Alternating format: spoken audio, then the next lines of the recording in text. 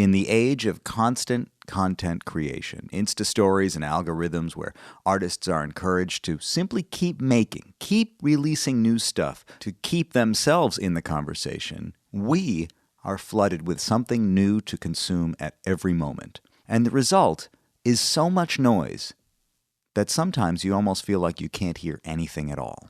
As they say, how do you drink from a fire hose? Is it possible, one wonders, to remain relevant, to stay in the circle, but just not play by those rules? Welcome to The Third Story. I'm Leo Sidran. When bassist and composer Todd Sickafoose released his last record, Tiny Resistors, it had a quiet impact on a generation of musicians and fans. Musically, it was flexible and open, but it was also structured and intentional. It featured a band of musicians who are all esteemed artists in their own right, including Allison Miller, Shane Ensley, Alan Ferber, Ani DiFranco, Andrew Bird, Mike Gamble, and former guests of this podcast, Adam Levy and Ben Wendell.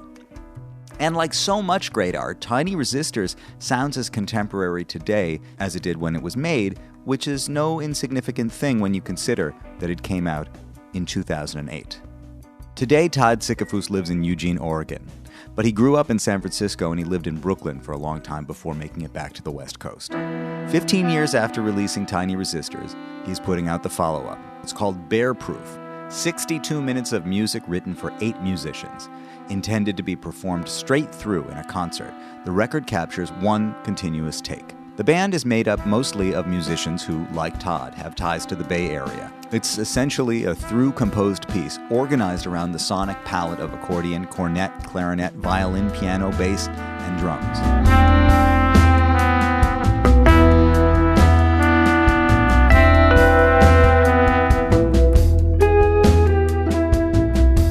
Not only has it been 15 years since Todd released an album of original music, but it's actually been nearly 10 years since this latest one was recorded. It was captured in 2014, so this one has been marinating for a while too.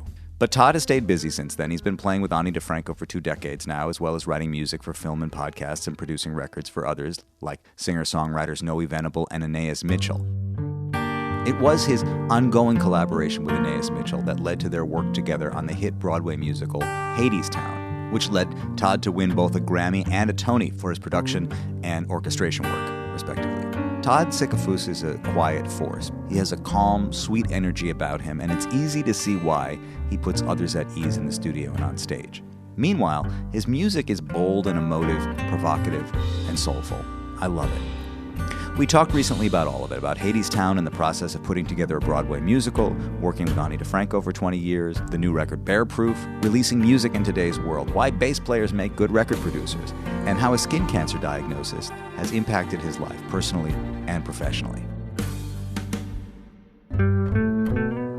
Third-story.com is the place to go to sign up, subscribe, and check the archive. Hundreds of deep dives like this one, including the aforementioned conversations with Adam Levy and Ben Wendell, plus others with the likes of Ben Wendell's mom, for example, Dale Franzen, who is one of the producers of Hadestown, Andre DeShields, who is one of the stars of Hadestown. Let's see who else. Other notable Bay Area musical babies like Charlie Hunter, Stephen Bernstein, and David Garibaldi. So many.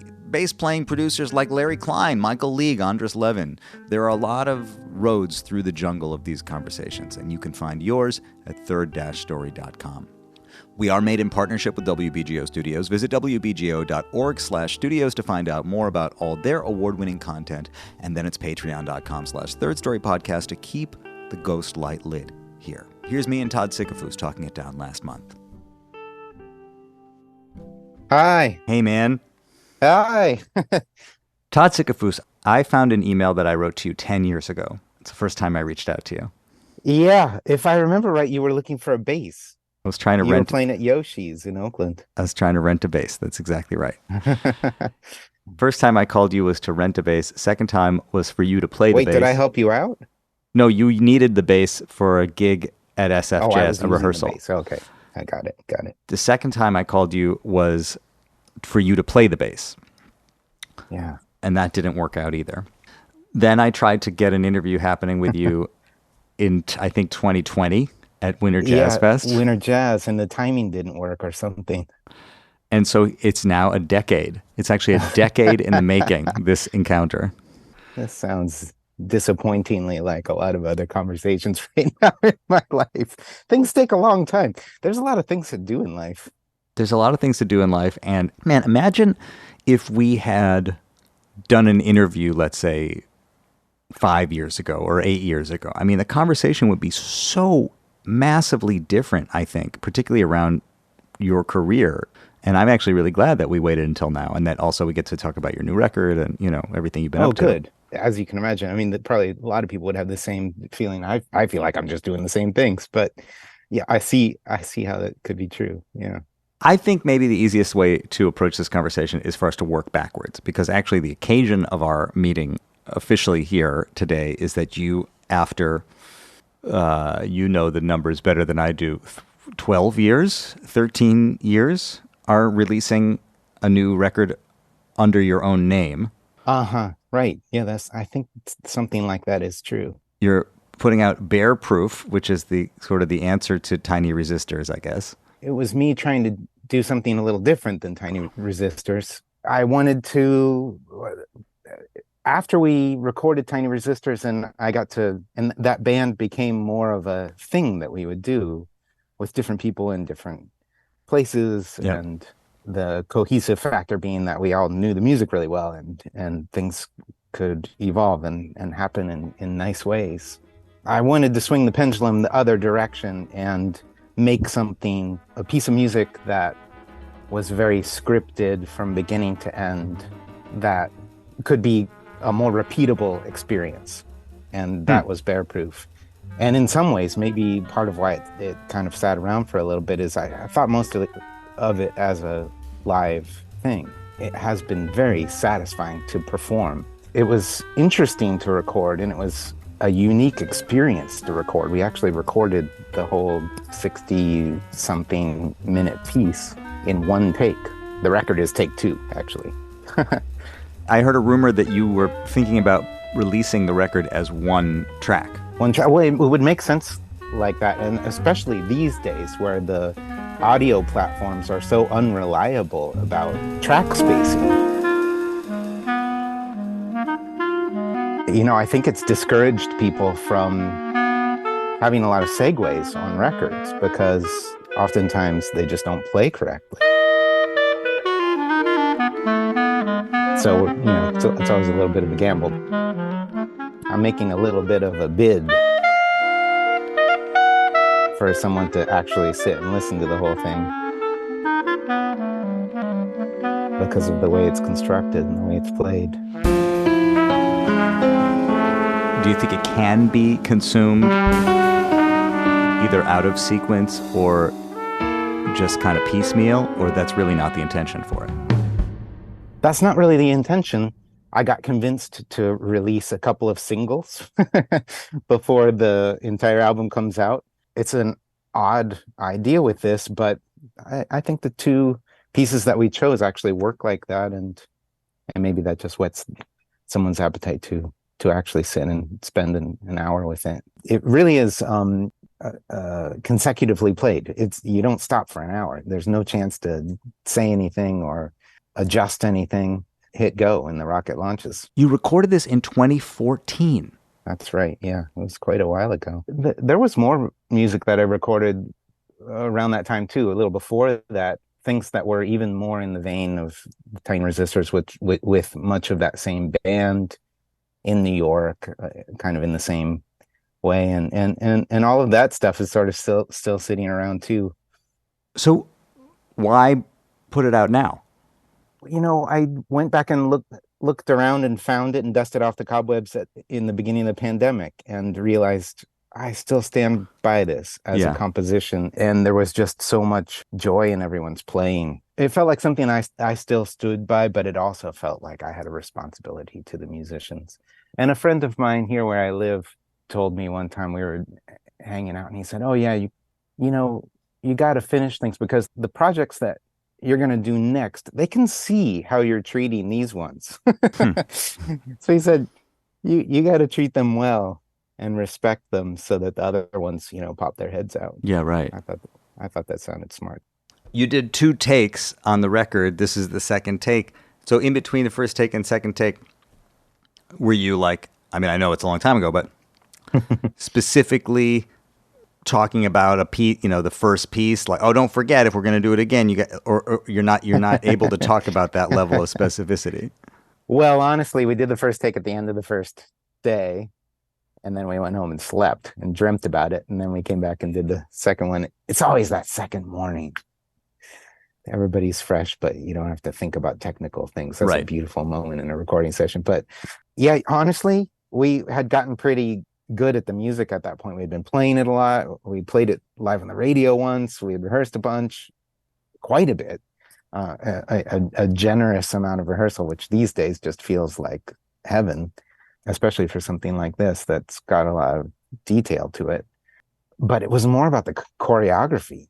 How are you going to not drop something that ends up in 17 microphones? That was more what we talked about in between takes. And I think you said there's one overdub or something where Jenny dropped her bow or something and you had to do one little fix. So, yeah, maybe that's why that's on my mind. Yeah, I think that's really true. So many bass players become great producers and great music directors, overseers of projects. Do you think there's something about seeing the music from the vantage point of the bass that is particularly helpful when it comes to having a more global vision of a project? Yeah, that is a real phenomenon, isn't it? I do think those two things have to go hand in hand, and it probably is a chicken or an egg thing. I think the people who are drawn to that instrument probably already have those tendencies, and then and then the other way around, once you're at that instrument, you're just sitting, like you say, in a place where you can hear and see things in a particular way, and maybe it's an instrument that affords you a little bit more time in between the notes, and maybe there's a kind of bandwidth issue to it where you're welcome to experience what's happening in front of you in a different way. I like that there's space in between the notes, because it's true, right? I mean, I think the frustration of guitar players when they're asked to play bass is that they get bored. They want to do more than the bass is asking of them. You just have to. Yeah, but music is not about doing a lot. It's about doing the right thing, isn't it? But in the same way that I think like trombone players and violists are often good arrangers, and I think maybe because they're in the middle of the range, that they kind of hear things from right in the center. I think bass players maybe make good producers in the same way that they have to be both responsible as a rhythm section instruments, and also, unlike drummers, they also have to be responsible for some melodic and harmonic stuff too. You're also so aware of acoustics and how it changes the nature of how your instrument works with the rest of the band, and how the whole thing is functioning as a whole. Your instrument is so at the mercy of the sound waves in whatever space you're performing in, and you oftentimes need to adjust how you're playing to that, and that can translate into a sense of how to make things work in the recording studio. Yeah. But of course, producing records is only partly technical. It's part of it is musical. And then there's also a very personal aspect to producing records, when you're helping somebody else to execute their project. Yeah, and the balance of knowing when to offer your own vision, your own sensibility and instincts, and when to let it be. Did you find that was a kind of a natural fit for you? I think so. Yeah, you're sort of making it up from scratch every moment you're doing it, I think, in a way, or at least that's been my experience. You get experience making records that is applicable going forward in some ways, but even if you tried, you can't repeat the experience of making a record with all the same elements. It just doesn't work that way. So you're constantly having to learn a new situation just as you go on your feet, I think. I think you're right. I mean, it's funny. The question that pops in my head when you say that is, well, how do you know when you're doing it? How do you know when you're producing a record? Other than somebody says, well, you're producing it. As you say, sometimes the right thing to do might be to not say anything, that this is not the moment for me to interject my aesthetic on this. Mm-hmm. There's a lot that has to happen in the moment, but it's not to be overlooked the things that you can think about in advance. I care a lot about the experience of a recording project for the musicians involved, and even just the sheer enjoyment factor. And so much of that can really be affected by Mm. having a real clear vision in advance about what to start with and what to end with. That thing of what's the last thing that you do on a record, Yeah. it means a lot. And Huh. that can be an oversight. You can end a record with something that doesn't work, an idea that ends in a dead end. And then everybody's sort of left with a kind of feeling of, Well, it's just not as satisfying as sticking the landing. hmm. And so I don't know. I care about that. So those things add up. Yeah, it's a moving target, and it's a little bit just out of our control, which is probably adds to the fascination and the obsession that we all feel in trying to cozy up to that music. It seems like one of the major distractions or interruptions in your life and in your ability to release solo records was Hadestown, which I imagine occupied an enormous amount of your last decade. It did. It was all encompassing when it was happening, and I wore a lot of hats in that process, and those hats stayed on my head until pretty recently. It was surprising even to me. That's not true anymore right now, and it feels a little liberating. And yeah, we continue to all be so proud of the way that it gets honored night after night.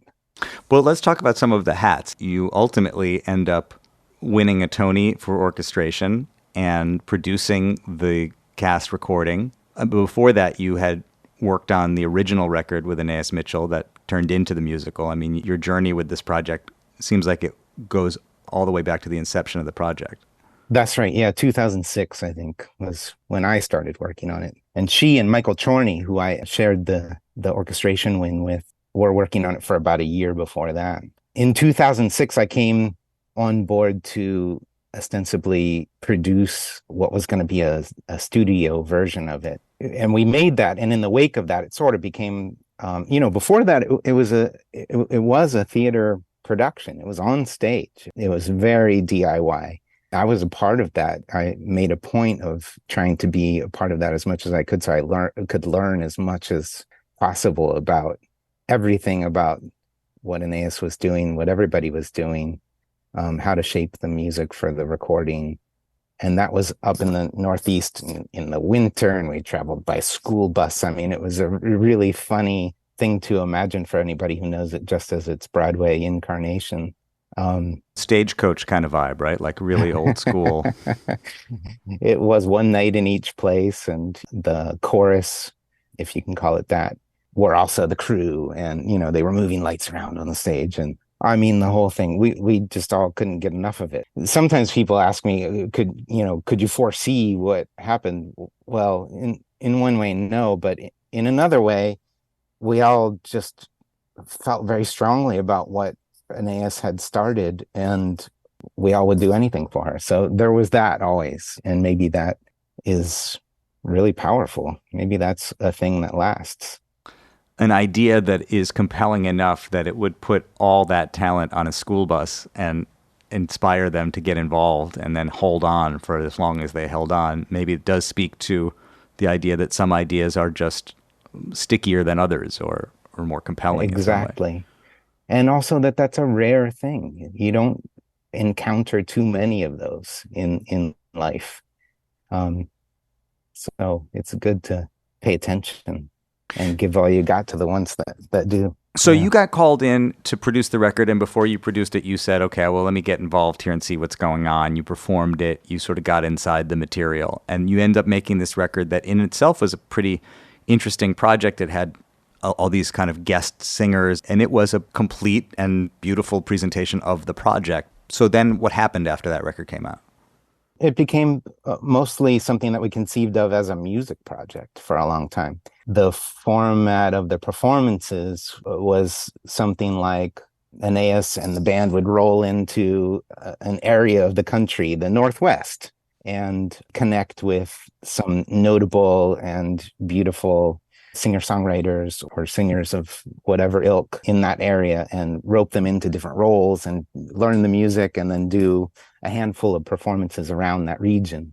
That was something that lasted, I think, 2 or 3 or 4 years, and really satisfying, and took part in some of those and Michael Chorney led the band for those. That was a fun period. And then that sort of wrapped up.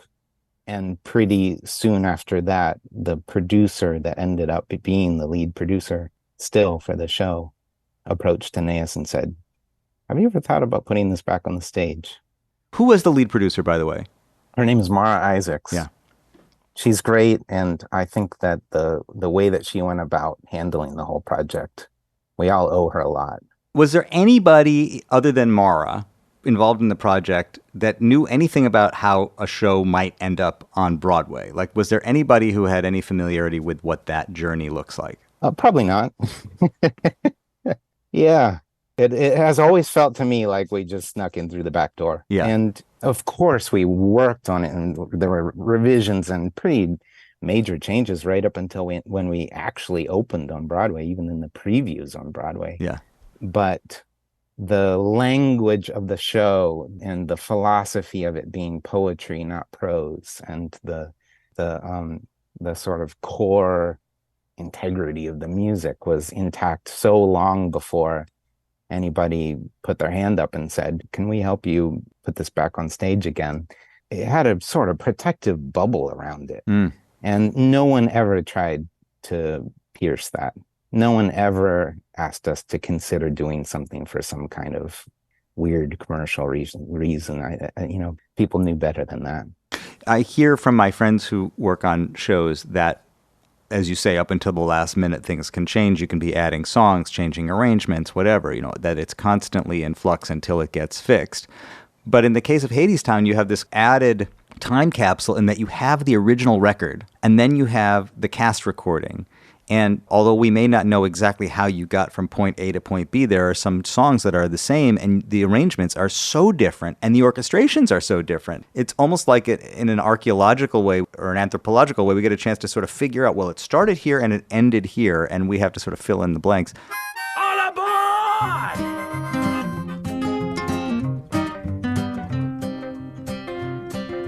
Follow that dollar for a long way down, far away from the poorhouse door.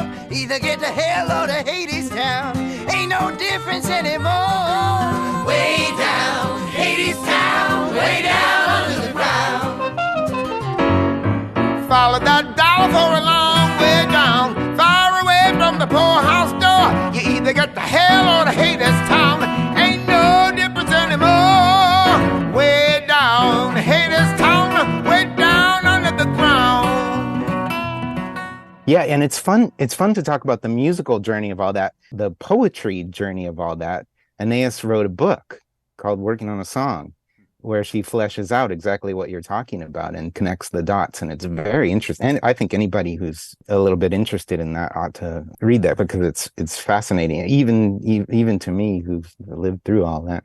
And in terms of the musical aspect of it, I mean, what was it? It seems like one piece of it is, to not be at all attached to what you had done before. Like when you get into the process of taking it to the stage, you have to just be prepared to blow everything up, explode it and start over. True. And there was a lot of that. And you're just involved all the time, because there isn't a moment in the show that isn't a bar of music. So every change is all encompassing and adjusting the score.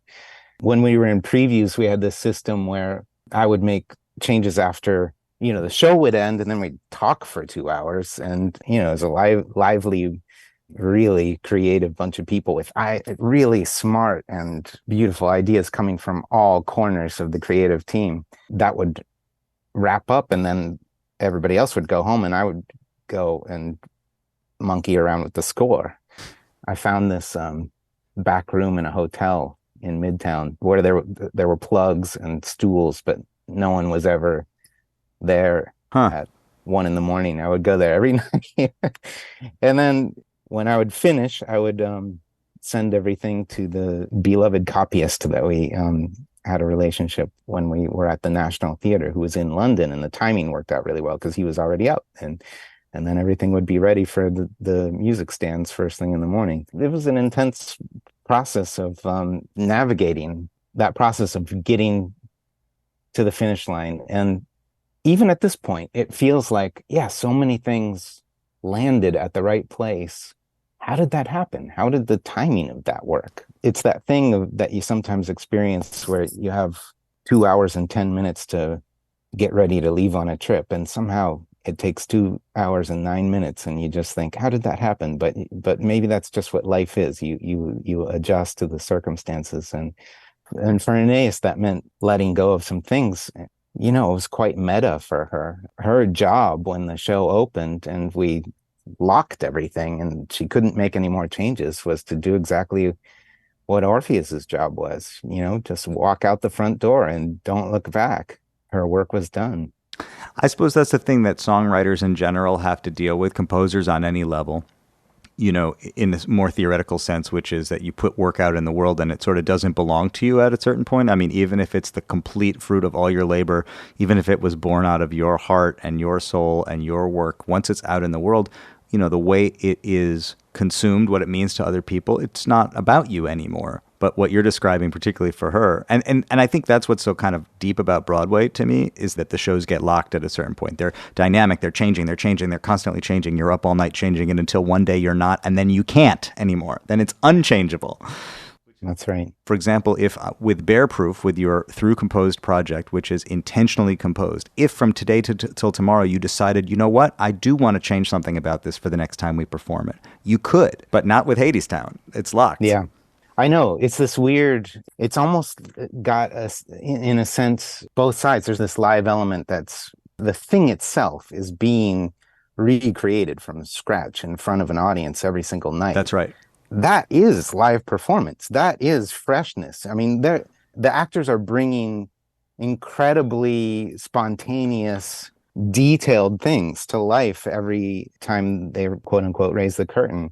But it is also like a recorded medium in the sense that it's scripted from beginning to end. It seems like part of the reason they freeze it the way they do is in order to protect the intellectual property, right? Like it's a thing where it's like, this is now, we're going to sell this and we're going to license it and we're going to, and it has to be recreated. It has to be something that can be taught to another generation of people who are, I mean, ever since the show opened on Broadway, a lot of members have changed. People in the band have changed. People on the leads have changed. Like there have been a lot of things that have changed. But so it has to be locked enough that it can be passed from one person to another. People in the theater will always say, well, that's the magic of live performance, right? Is that it's fresh every day. But hearing you say that raises a question for me. What was it like for you to live in a project that basically became a kind of repetitive cycle, especially once you got into that final, you know, you come from a world both of improvised music and also of music that is very alive, to make a project that ultimately has to stay fixed. I mean, what was that like for you to live in that world? I didn't experience it that way. I mean, I think, you know, as musicians, we're involved in music that's all over the spectrum of how much of it needs to be rediscovered every time, and so there's that zoomed out thing of what percentage of this is going to come together right in front of us all together. But whatever that percentage is, you're working just as hard on it. And you know what I mean? And so I don't know. I'm not sure if where something is on that spectrum is the most important thing, or the thing that I would experience more than other elements. I've wondered sometimes what it's like to be. I'll give you an example. I saw Elvis Costello play at the Beacon last month, and when it came time for him to sing Watching the Detectives and Allison and some of his other big songs, I could feel him wrestling with the over-familiarity of those songs. Like he agreed with his audience that he would sing them. I'm going to sing these tunes for you. I know you want to hear them. But he kind of refused to do it the way you expected him to do it, you know? And I understood that because I think after a certain amount of time with the material, it becomes exhausting to have to step into that exact same outfit every night, you know? And I could feel him sort of saying, okay, well, I can't be that guy anymore. I've got to be this person, and the music is going to change over time. Mm-hmm. Yeah. I mean, I stand 8 feet to the left of Ani DiFranco to play Little Plastic Castle 1,000 times in my life, and luckily she's of the mindset that she wants it to be different every time, and she'll admit that. She's the first to admit that. I understand that instinct, and ultimately that's probably better for the audience anyway. They're getting a more honest thing. And why do you want to hear something that's the same? You want to hear that spark of freshness, or like you say, someone sort of poking out at the edges, or wrestling with their own costume that they've got on. that they've grown out of. I'm glad you brought up the relationship with Ani DiFranco, and I wonder where that, just where that fits into your life. You're almost 20 years on now playing with Ani. Yeah. And I have to say that Ani is the reason why I met Anais originally. And of course, she was responsible for setting us off on that project at the very beginning. The original Hadestown record came out on her label. She sang one of the prominent roles on it. But yeah, it's been a constant in my life. I think it's 19 years at this point. Every time I sit back and examine it a little bit, it feels like as a kid, I had this experience all the time of, it's hard to pick your campsite at the end of a backpacking trip because you always want to see what's around the next bend. I think I'm like that with music a little bit. I just want to know what's going to happen next. And I feel that way strongly about the relationship with her because it's always been interesting. Every phase has been interesting. You met her or started working with her after you opened for her? I read that. Maybe that's not true too, but is that the case? No, it is. Yeah, there's an artist called Venable who's really interesting and great. We opened for her twice and met her during that time. The first time, Ani had a big, huge 6-piece band, really powerful band. And then in between those two times, she had sort of disbanded that and gone back to her roots of just playing by herself. And so the second time she was out there by herself, she was thinking about putting together a different band for a recording with Joe Henry. And all of Joe Henry's normal wrecking crew was roped in, Jay Bellarose, Patrick Warren, people like that. But there was no bass player. And she said, well, there's this guy who I'm digging every night here. And the name of that album was Knuckle Down. My cowgirl alter ego riding on her barroom bull, dripping with the sweat of irony as the cowboys whoop and drool, shooting glances at the mirror to see if her scar is showing she is truly going nowhere tonight. Lecherous old lady wanna be much too young and shy, flailing her whole life just thinking she could teach herself to fly. Vehement, romantic, frantic, for forever right now, but forever's going nowhere tonight. So that was the first thing that she asked me to do, but then we started playing together and working on the songs, and it just became something that felt really good. And for a year at the very beginning, I think we just played duo, and the music that she was writing around that time seemed especially suited to that. So it was working like that. Do you think working with Ani, especially in helping to sort of birth those songs with her, prepared you in some way for the Hadestown experience? Yeah, maybe so. There's a kind of discipline in a theater project because there's so many moving parts and you have to wait for the right turn to sort of advocate for something. And it's just a big, huge machine that requires so much maintenance and formality in a way. Even when you're having informal ideas or raw ideas that are about emotion, they have to be filtered and codified almost immediately sometimes. And that part of the process is very different than a lot of other things in my musical life. But I've always been a pretty detailed oriented person, so it suits me. I felt right at home in that. How did you define the musical palette of the stage show of Hadestown? I mean, when you make a record, you can kind of, you can put one instrument on one track and not on another if you want to. You can sort of blow open the walls if you need to. Hadestown original record kind of has a defined sound, but when you went to take it to the stage, the trombone comes forward, the cello comes forward. Right. You have all these sounds that you sort of chose as somehow representative elements in the music. Yeah, well, the instrumentation becomes everything. Yeah. You've got 7 acoustic instruments. I mean, it's beautiful. The power could go off in the Walter Kerr Theater and we could keep going because these instruments are just, their sound is coming straight off the stage. But what can you do with these 7 acoustic instruments? You've got 2 hours to answer that question in as many ways as you possibly can. The first thing to do was to say, we want these to be entirely acoustic instruments, and these are going to be the 7 instruments that we're going to use. Well, in some ways that was baked in. because that's how it happened at the very beginning. Yeah. And we made some adjustments. Some of these things are, if you answered honestly, it would be about who was around in Vermont at the time that Anais and Michael started working in 2005 on the songs. And some of the instrumentation we tried to lift up so that it was a little bit brighter. You're honoring Hades, but you don't want it to get too subterranean in its sound. You need some balance and some lightness. And so we did everything we could to raise that up into the air a little bit. But a lot about the instrumentation was baked in. We added the pianist doubling on accordion at the New York Theater Workshop off Broadway, and that stuck and remains to this day. But that was the 7th piece. So when you entered the project, there were already 6 pieces. Those sounds were there. That's right. You talk about this, you want to honor Hades, but you want to try to find some lightness when you can. I mean, it gives me a sense that in order to approach the orchestration of a project like this, you have to have a kind of an overarching understanding of what you're trying to achieve, what intellectually is happening, what in a literary function is happening, or a dramaturgical way is happening, and also what's going to sound good. Like those are kind of interacting with each other. Especially with continuous music.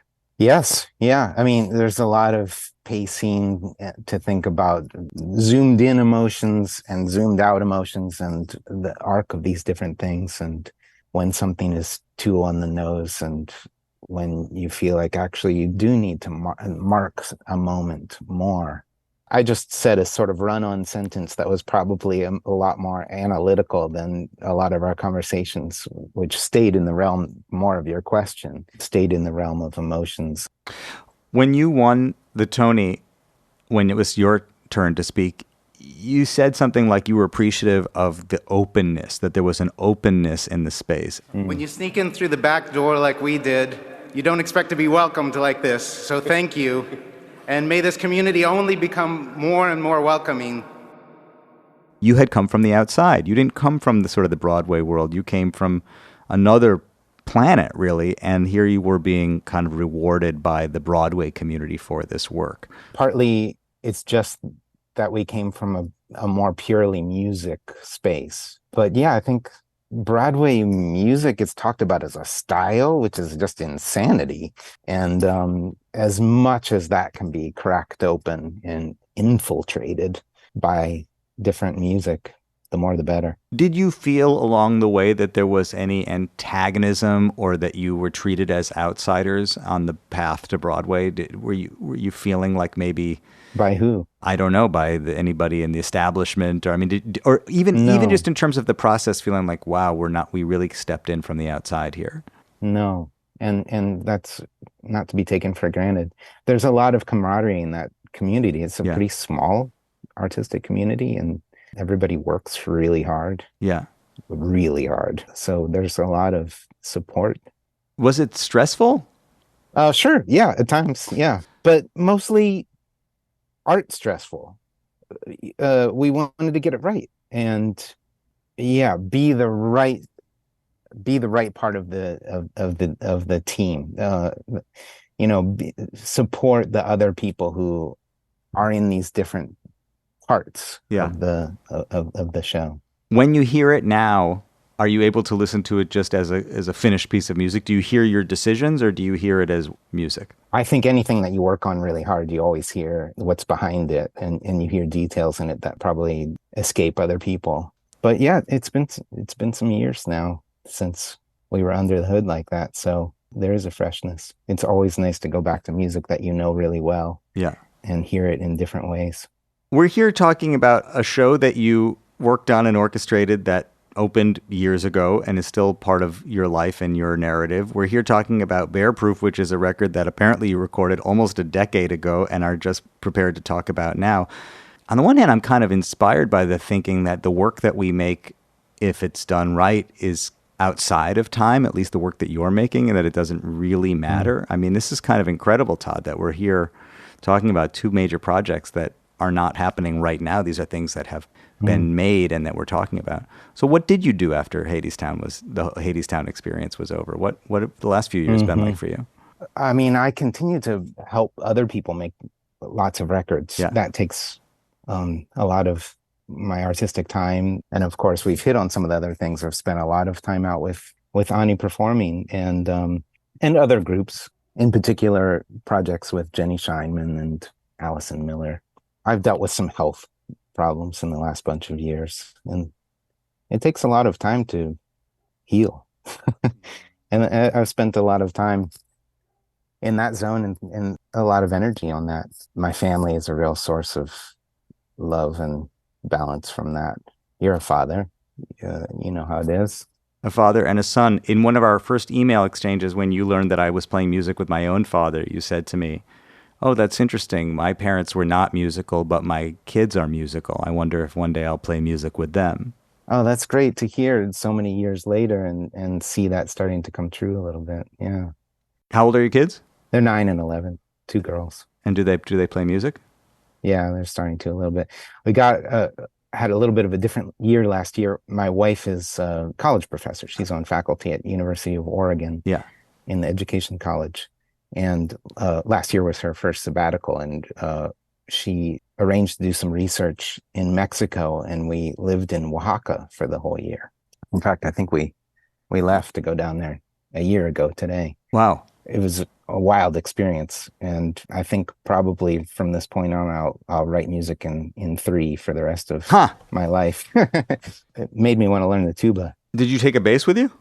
I didn't really have an instrument down there. I was coming back up here to play, but I took my ears with me, and that was incredible. I think the most prolific songwriting year of my life was my junior year in college when I studied abroad in Spain and had no instrument. Eventually I went out and bought a cheap guitar, and as soon as I got my hands on the guitar, it was just like a flood of songs. And I think it was like because I hadn't had an instrument for a while, you know? Yeah. Input mode. Yeah, input mode, exactly. I like that. So you were flying back up here to play gigs, and then you'd go back down to Mexico and live. And it was a little crazy, but it was worth it.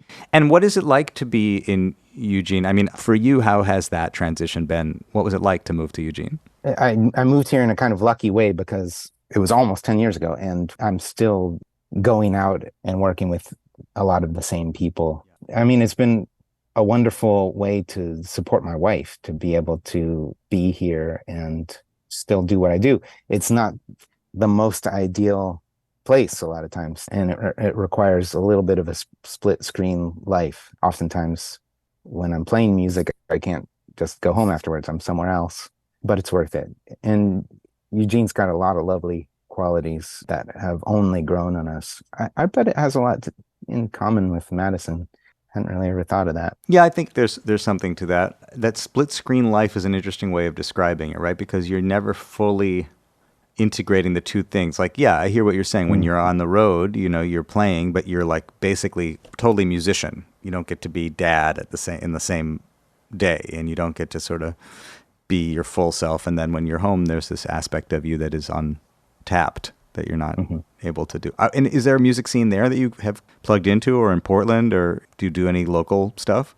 A little bit. I've got friends and colleagues up in Portland, and there's a little bit here. And of course, I've got my my basement studio pretty dialed in where I do a lot of work. But this is an audio format, so you're the only one who can see that right now behind me. I can see the beautiful panels in the ceiling and on the walls. It looks like you totally tightened up the room and it's all dialed in. Hopefully you can tell with my recorded voice here. Yeah. Eugene is a lovely place, though. I don't regret coming here. But so much of your musical identity was actually formed in the Bay Area. You came out of a place and a generation of musicians who all seem to have found their way together, and now I guess separately also. But I'm curious how you feel that just having come from the Bay Area has marked your identity musically. I don't know. There's something in the water there, isn't there? I can see it in other people better than myself, but there's a kind of Westernness, and it probably comes across on this record. You know, there are some people who don't technically live on the West Coast in this 8-piece band, but they're connected. They've got tentacles there. Allison Miller in particular, she's from Baltimore area and lives in New York, but she's sort of an honorary Bay Area musician at this point, and she is the artistic director of a great Santa Cruz Mountains jazz camp now. Yeah, I guess because of that, I assumed that she had roots out there. It's good enough. She does now, yeah. And Kirk is from Denver. That's Western enough. Yeah. I always think of people from Denver, especially. They're just the same. They got to the mountains and they said that this is good enough. We don't need to go the whole way. So I didn't know that you've been struggling with health stuff, and we don't have to get into it. But when you said that, one thought I had was just the complexity of being alive. You are given this enormous success, this wonderful gift. The Broadway thing put your name in front of all these people. There you were winning your Tony, and there's a Grammy, and it's like you put all this work in and you were rewarded, and at the same time you're dealing with health stuff. The good and the bad come equally sometimes. I know I don't often talk about it except with friends and family, but you've put me at ease here. And it was a melanoma diagnosis that I got in 2017, so I was right smack in the middle of it, and all of that work towards Broadway, like you say. But I've been in remission most of those years, and then had a recurrence this spring, and hopefully, I think my prognosis is pretty good. But we're all in this situation where you don't know what's going to happen next, and maybe for me, it's a little bit that's a little bit brought to the surface. Check your moles. That's the moral of the story. Did it reshape the way you thought about the kinds of projects you wanted to do, the things that you wanted to spend your time on?